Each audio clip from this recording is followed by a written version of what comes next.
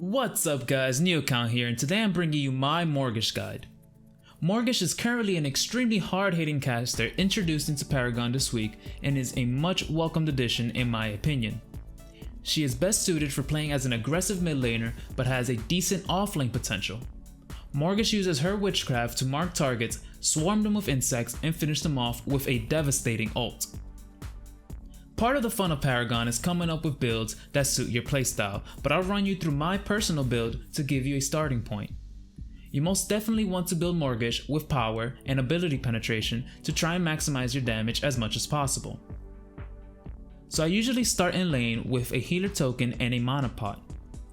On my first back, I'll go into my early game build. I grab a Magus Ward and fill it with 3 basic mana. You could also use 3 minor strikes if you'd prefer the damage. Next I grab a Fountain Spike with 3 minor strikes. Then I finish my early game build with another Fountain Spike with 2 basic manas and a minor strike. Morigesh doesn't run out of mana as fast as the other casters, but I like to have the extra mana for longer sustain in lane and maximizing my farm. So the core build starts with a Staff of Adamant with 2 major strikes and a strike, followed by a Shadow Scroll with 3 major shocks and a shock. Next I grab another Staff of Adamant and max it with 2 major strikes and a strike. I then sell my Fountain Spike built with the mana and grab another Staff of Adamant upgraded with the same as before, 2 major strikes and a strike. Depending on the situation, I either sell my early game wards for my late game Sorcerer's Ward with a major strike, a strike, and a major shock, or I sell my remaining Fountain Spike and grab a third Staff of Adamant with 2 major strikes and a strike.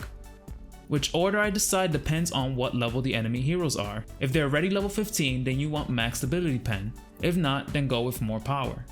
I personally finished my build with a stab link, but you can choose something that works best for you. I throw a Thick Blood into my deck to counter rampages and heroes that abuse lifesteal.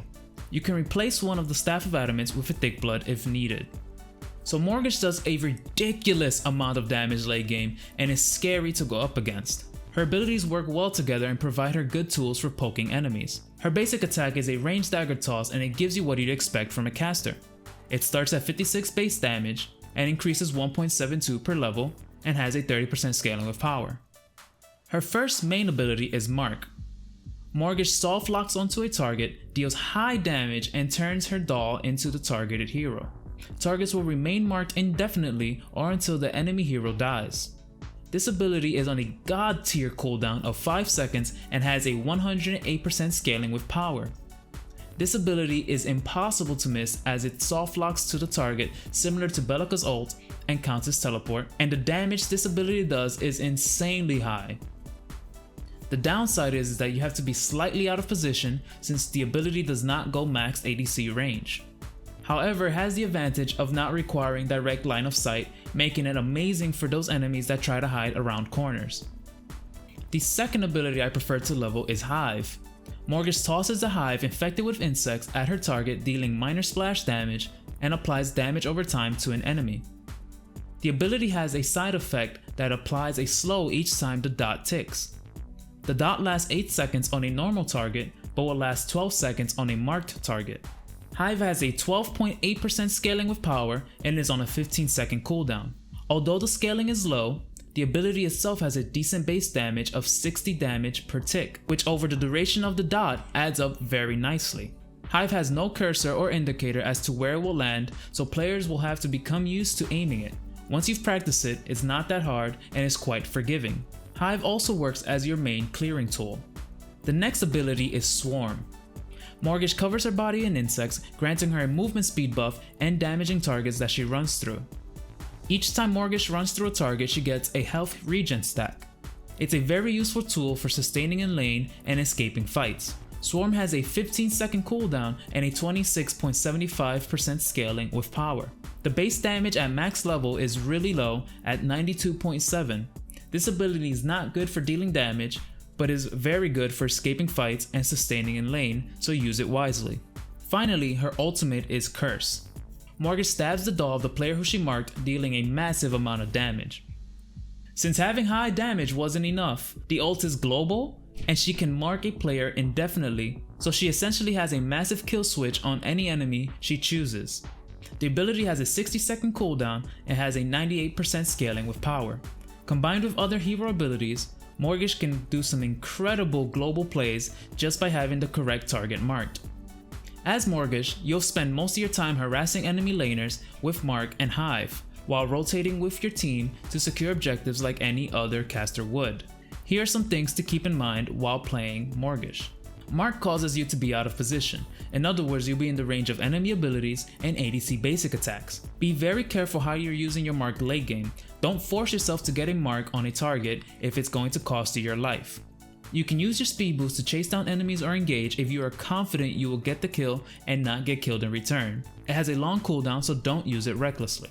Often in mid lane, enemy junglers like to hide behind fog walls.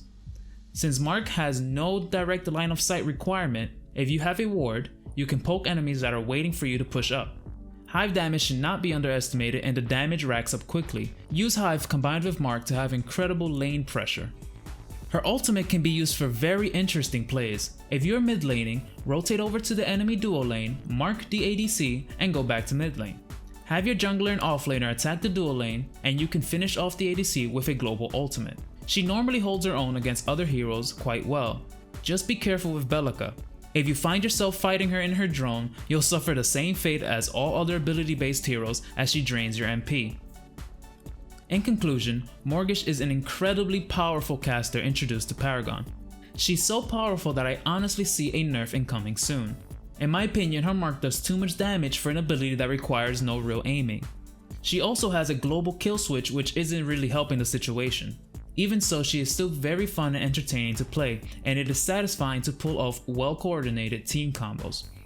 That being said guys, I've been New Account and thank you so much for watching. I've been really busy at work, so I haven't been able to put out videos at the pace that I'd like to. I've got some ideas in the back burners that I'll start creating with time. However, character guides is something I plan to make staple for this channel. As always, if you found any of this information useful, please leave a like on the video and share with your friends as it helps my channel grow. Subscribe to the channel for more content and I will see you next time.